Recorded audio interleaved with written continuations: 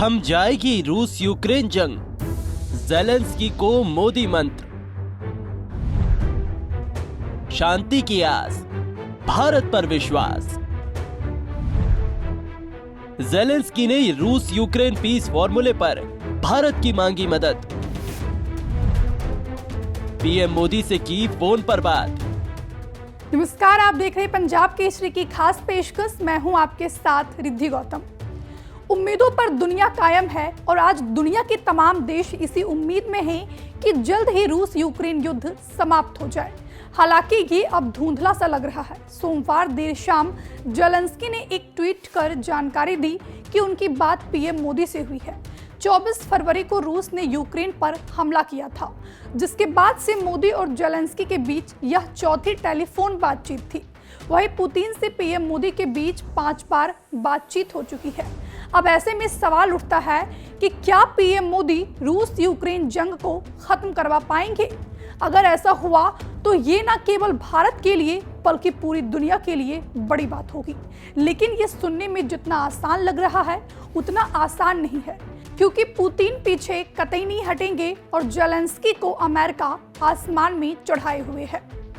प्रधानमंत्री नरेंद्र मोदी और यूक्रेन के राष्ट्रपति वोलोदिमीर ज़ेलेंस्की ने फोन पर बात की। इस दौरान ज़ेलेंस्की ने शांति फॉर्मूले को लागू करने के लिए भारत का समर्थन मांगा। साथ ही उन्होंने G20 में भारत की सफल अध्यक्षता के लिए पीएम मोदी को शुभकामनाएं दी। वहीं पीएम मोदी ने रूस और यूक्रेन के बीच युद्ध को तत्काल खत्म करने की अपील की।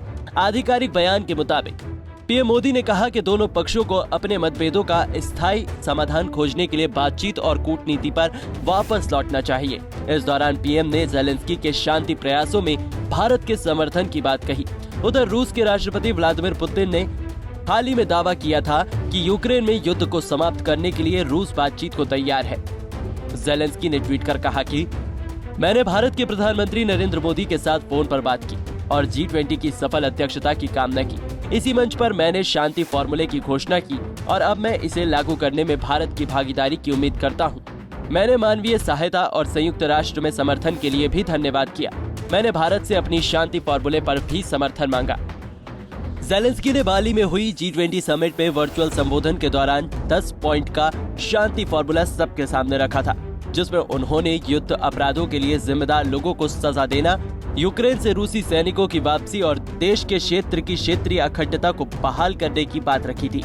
इतना ही नहीं, उन्होंने ऊर्जा सुरक्षा, खाद्य सुरक्षा और परमाणु सुरक्षा सुनिश्चित करने की भी अपील की थी। Today, I spoke with the Prime Minister of India. Next year, it will be India that will preside over the G20. I wished Mr. Modi a fruitful presidency, and fruitful not for someone in particular, but for everyone in the world who values peace.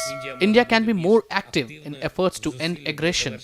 So I hope that we can do more together for global stability in the coming year. कुछ दिन पहले America ने भी कहा था कि युद्ध शांति में भारत अहम रोल निभा सकता है, क्योंकि रूस और यूक्रेन दोनों भारत की बात सुनते हैं।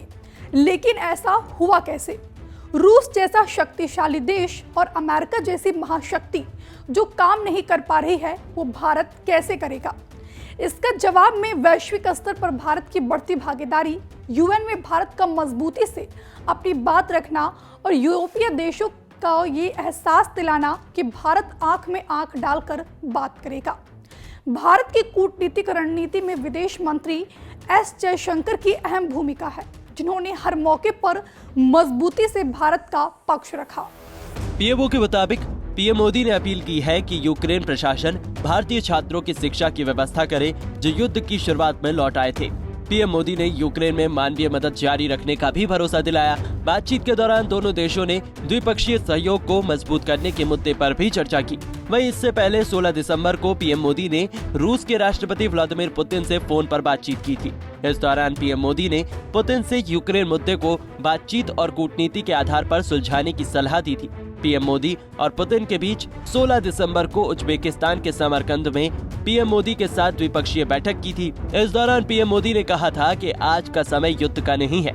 उन्होंने पुतिन से युद्ध रोकने की भी अपील की थी। बता दें कि रूस ने 24 फरवरी को यूक्रेन पर हमला किया था और 10 महीने बाद भी इस युद्ध के थमने के कोई आसार नहीं सामने आ रहे हैं। जब से रूस और यूक्रेन का युद्ध शुरू हुआ है तभी से भारत की तरफ से 12 खेप में 99.3 टन मानवीय मदद यूक्रेन और पड़ोसी देशों को भेजी गई है। इस मदद में दवाइयां, कंबल, टेंट, तिरपाल और चिकित्सा उपकरण शामिल रहे हैं। पिछले दिनों रूस के राष्ट्रपति व्लादिमीर पुतिन ने यूक्रेन के साथ जारी जंग पर बड़ा बयान दिया। पुतिन ने रिपोर्ट से कहा है, मैंने कई बार कहा है कि जितनी तेजी से दुश्मनी बढ़ेगी उतनी ही तेजी से नुकसान भी बढ़ेगा। रूस यूक्रेन के साथ युद्ध को खत्म करना चाहता है। इस युद्ध को कूटनीतिक समाधान के साथ खत्म करना चाहिए। सैन्य संघर्ष या तो एक तरफा नतीजे पर खत्म होता है या फिर कूटनीतिक बातचीत के बाद अंजाम पर पहुंचता है। कभी न कभी युद्ध में शामिल देश बैठते हैं और समझौता करते हैं। रूस यूक्रेन जंग के बीच 10 महीने से भी ज्यादा समय बीत चुका है, लेकिन युद्ध खत्म होने के आसार नहीं दिख रहे हैं। दुनिया भर की निगाहें इस युद्ध पर टिकी है कि आखिरकार दोनों देशों के बीच जंग की समाप्ति कब होगी, ये तो समय ही बताएगा। फिलहाल के लिए इतना ही। देखते रहिए पंजाब केसरी। नमस्कार। हमसे जुड़े रहने के लिए हमारे YouTube चैनल को सब्सक्राइब करें और नई वीडियो की नोटिफिकेशन के लिए बेल आइकॉन को दबाएं।